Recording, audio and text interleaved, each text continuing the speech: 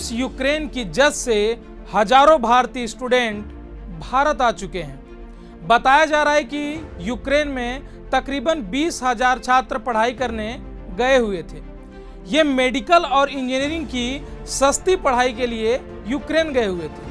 बहुत से अब भी छात्र वहां फंसे हुए हैं। इन्हें निकालने की कोशिश लगातार जारी है, लेकिन सवाल उठता है कि इन छात्र छात्राओं के भविष्य का क्या होगा, इनके सामने विकल्प क्या है। अभी आइए इसे 5 पॉइंट में समझने का कोशिश करते हैं। नमस्कार, आप देख रहे हैं न्यूज़ प्लस 21 और मैं हूं आपके साथ अविनाश दुबे। सवाल नंबर 1, क्या पहले भी कभी इस तरह की स्थिति बनी थी? साल 2014 में इस तरह की स्थिति बनी थी, जब रूस ने यूक्रेन की क्रीमिया पर हमला किया था, उस पर कब्जा किया था। तब क्रीमिया के 3 मेडिकल कॉलेजों में पढ़ने वाले भारतीय छात्र छात्राओं के सामने संकट पैदा हो गया था। इसके बाद कई छात्र छात्राओं ने अन्य विश्वविद्यालयों में एडमिशन लिया था। कुछ अन्य ने रूस के संस्थानों में प्रवेश ले लिया था। कई अन्य दूसरे संस्थानों में स्थानांतरित किए गए थे। सवाल नंबर 2, भारतीय छात्र छात्राओं के सामने क्या विकल्प है?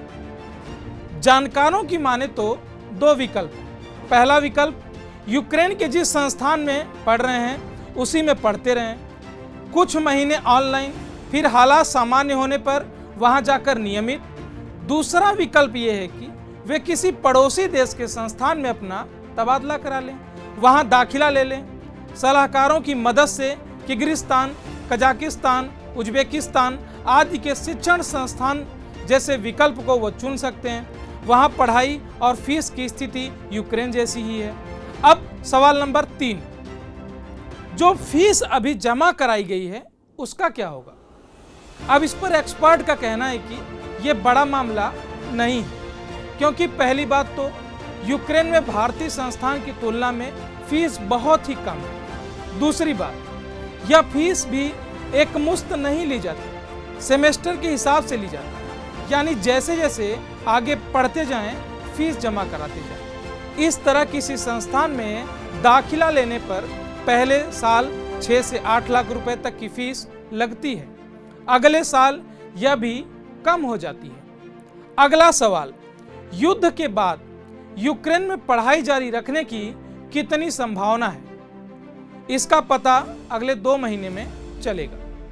यूक्रेन के संस्थान में मई जून में छुट्टियां हो जाती हैं। उस समय सभी छात्र अपने अपने देश वापस चले जाते हैं, यानी अभी विशेष परेशानी की बात नहीं है।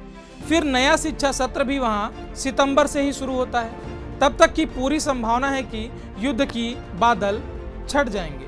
उसके बाद सहज अंदाजा लगाया जा सकेगा कि यूक्रेन में पढ़ाई जारी रखी जा सकती है या कहीं और दाखिला लेना बेहतर रहेगा। सवाल नंबर 5, हालात लगातार बद से बदतर होते जा रहे हैं।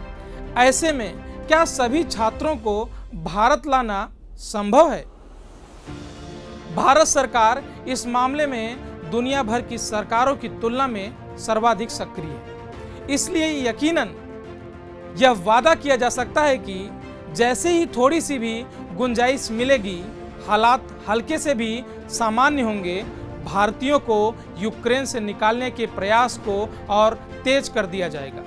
लगातार भारत सरकार के 4 वरिष्ठ मंत्री इस काम की निगरानी और समन्वय कर रहे हैं।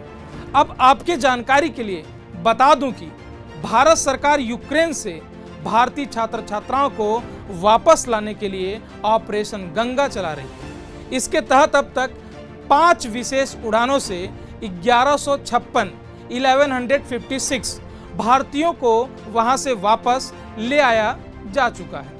आज ही 249 यानी 249 भारतीय नागरिकों को लेकर एयर इंडिया की विशेष उड़ान दिल्ली के अंतर्राष्ट्रीय हवाई अड्डे पर पहुंची।